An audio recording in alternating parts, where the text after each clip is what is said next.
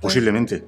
Posiblemente por la dificultad que tiene, no solo a nivel producción, sino también a nivel narrativo. Mezclar la acción, el thriller, con la emoción y conseguir que todo eso fluya de alguna manera en la serie no fue nada fácil.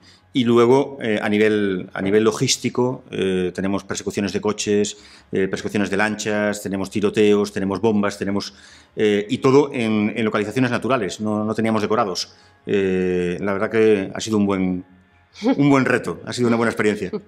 Pues yo creo que ha sido lo más difícil, pero a la vez también lo que estábamos buscando, ¿no? El poder pues darle un envoltorio de entretenimiento a una historia tan dramática, pero que el espectador no se tuviese que quedar ahí, ¿no? O sea, en las historias hay muchas maneras de contarlas y pensábamos que tenía que tener ritmo y que hacerlo desde ese lugar. Fue lo más difícil, pero también fue lo que al final nos aportó más creativamente, ¿no? Fuimos buscando el tono, encontrándolo con el paso de los capítulos, de la escritura, y teníamos la ventaja de contar con unos protagonistas que conocemos muy bien, que era fácil escribir para ellos, y lo difícil era, digamos, que hacer justicia a la historia, uniéndola al entretenimiento, ¿no? Y pudiendo llegar a un rango pues grande de público y de gente joven también.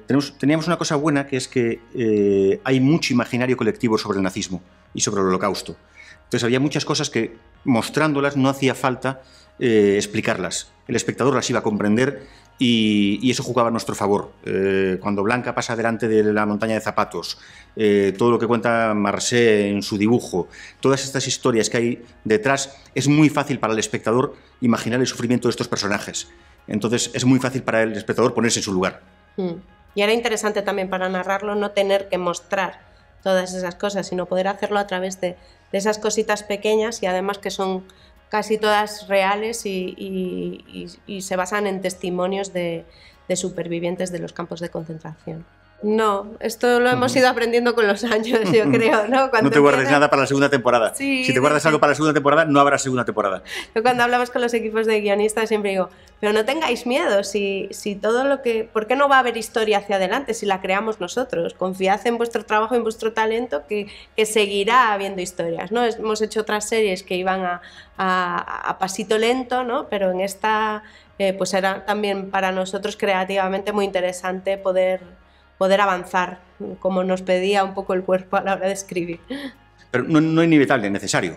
Nosotros diferenciamos muy bien cuando estamos haciendo una serie en la cual el entretenimiento es puro y no queremos meternos en contexto. Velvet es el ejemplo principal, o Gran Hotel incluso, y cuando de verdad tenemos que hablar de la realidad, como Fariña, el Corredor de la Muerte, o en este caso Jaguar.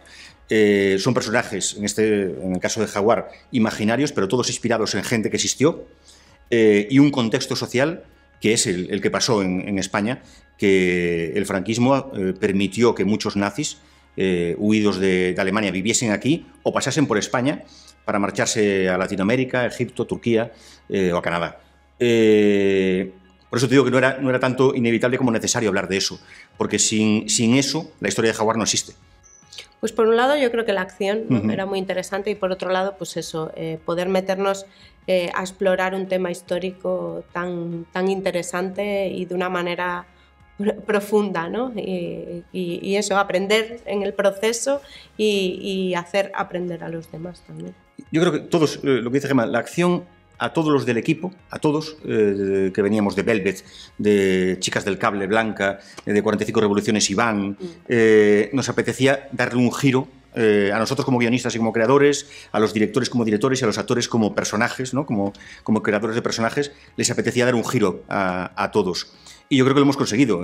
Blanca no tiene nada que ver con lo que había hecho antes, Iván no tiene nada que ver con lo que había hecho antes, Adrián tampoco, Francés tampoco y Óscar tampoco.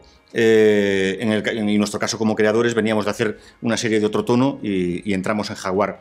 Entonces es muy satisfactorio poder hacer estos giros en tu carrera, ¿no? Y que, bueno, ir probando diferentes estilos de series. Nuevos retos y nuevos horizontes. Blanca estaba clarísima desde el principio, Iván también estaba clarísimo desde el principio.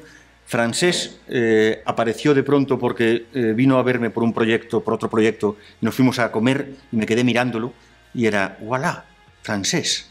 Y entonces le llamamos al día siguiente y se vino. Óscar también. La verdad que fue un proceso casi en paralelo. Íbamos escribiendo e íbamos imaginando la historia.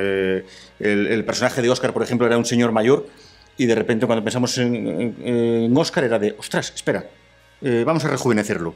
Y de repente cambiamos todos los guiones y tiramos para atrás.